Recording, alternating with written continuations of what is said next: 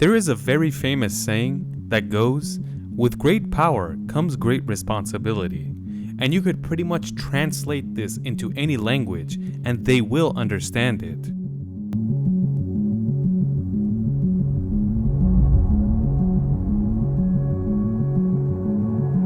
Our story begins in Nazi Germany. When the Russians pushed the Germans back and took over Poland, especially Auschwitz, every single guard was arrested, and that included some women that were working in this camp. It was weird for these women to be arrested because you couldn't find a lot of women guarding these concentration camps. Even if they were working, they weren't considered important or a high-level guard.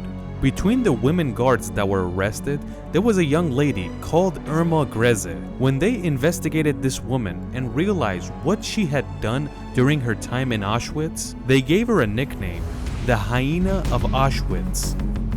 What did she do? Between all these guards that were arrested in this camp, why did they name her the Hyena of Auschwitz? Let's begin with understanding what a hyena is. If you've seen our video about hyenas, you know that the female hyena is much stronger and bigger than the male hyena. So they're usually a boss, and they show no mercy. When a hyena attacks in a group, they kill their prey in the most ruthless way possible. Since now you understand what a hyena is, let's see what Irma Grese did for her to get this nickname. This woman was born in 1923 to a middle-class German family. Her father was not a fan of the Nazi regime, and he would tell everybody. Even with all that and her father doing this, when she reaches 13 years old, she enters the Hitler Youth for Girls Club. She was so brainwashed by this club that she wouldn't even listen to her own father, let alone anyone else. Even though her father was not okay with her doing all this, but 4 years after this, when she's only 17 years old, she enters the SS for women. SS stands for Schutzstaffel, and the direct translation to English is Protection Squadron. Basically, all the most important guards are in this group, and their leader is this guy, Heinrich Himmler. At the age of 17, Irma gets a job that older women get stuck in. She was ordered to go to the concentration camp of Ravensbrück, but this wasn't really a camp. It was a concentration camp like Auschwitz.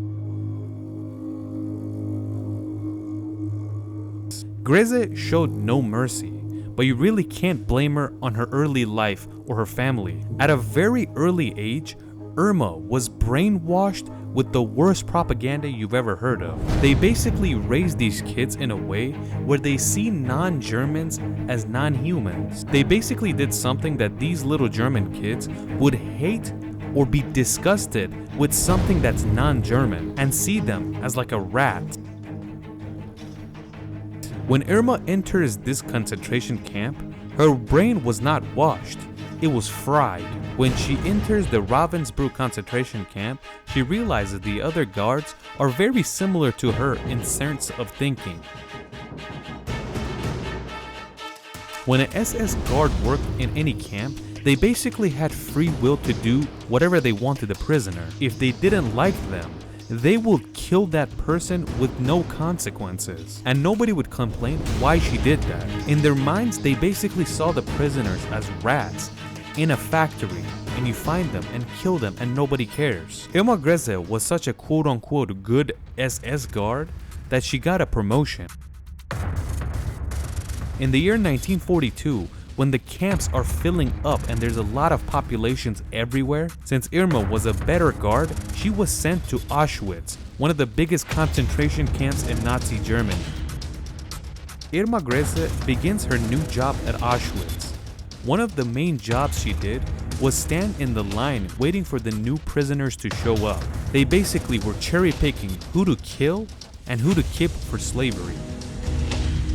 It was later realized that she suffered from sadism. Sadism is basically a mental illness for someone that enjoys hurting other people. Not only did other prisoners say she was one of the most brutal guards they faced, but other guards said the same thing about her. Like for example, she might have passed by a prisoner, and if you looked at her wrong, she might pull out the bat and hit you in the face, and she could easily kill you with one hit. Irma also had a dog that was raised just like her. She didn't show mercy except her owner. At some nights, when Irma would bring her dog to walk, and the guards are in the watchtowers, and all the workers are outside working in the freezing cold, she would bring her dog close to the prisoners and open the leash. And just like we said, the dog was basically the same thing as her and wanted to hurt everything that moved. The first person she bite, she would kill. A lot of guards would explain that she would watch her dog kill and eat the dead body until she was full. One of the worst things was that if you entered Auschwitz and you were good looking, it didn't matter if you're a woman or a man. Irma Grese wanted nothing to do with you. There was an insane deep jealousy buried inside this woman, and she didn't want to see anyone good looking in this camp. Even though they didn't kill young people because they could be used for slavery, but if she didn't like the way someone looked, she would kill them no matter what. This is the opposite of what the Vikings did. Anywhere the Vikings went, they would kill the short and ugly people, and only the tall and good-looking ones would survive. But this story belongs to 1,000 years ago, and by other European standards, the Vikings were known as the Wild Northerners, not 20th century Nazi Germany where it's very advanced. When Irma Grese went to trial, they asked her, "Why did you do this stuff?" She would always say, "I didn't do any of this.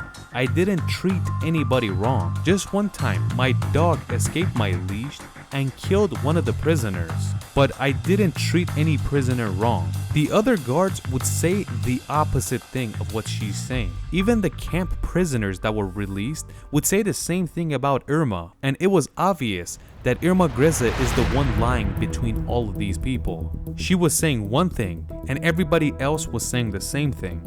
You could say all the Nazi guards that were captured in Auschwitz would say the same thing about Irma, that she was the most brutal one. When the people of Germany would realize what happened in this court, they were extremely surprised, and they would realize that her family was a normal family that didn't treat her wrong, and they don't know why she turned out the way she did. They were also surprised how a 22-year-old girl would do such things. A lot of Nazi officers that were high-ranking were all executed, but not a lot of Nazi guards were executed like her. When she was sent to be executed, it was also record-breaking because she was the youngest Nazi German that was sent for execution.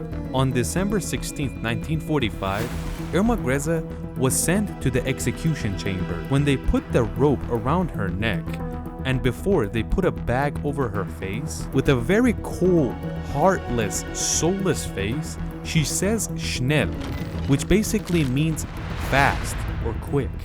Nobody forced her to be an SS member.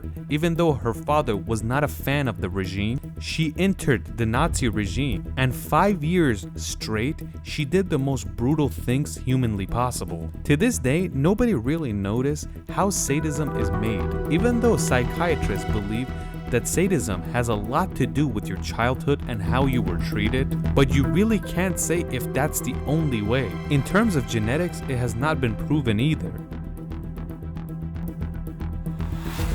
Sadism is a mental illness that has not been studied like other mental illnesses. This illness could be extremely dangerous and sneaky because a person that suffers from this mental illness can easily hide it, and when they find an opportunity, they could show it to anyone. And you could say Irma Grese, to fix her suffering from sadism, she decided to be a Nazi guard so she can feel better about her mental illness with the things she did.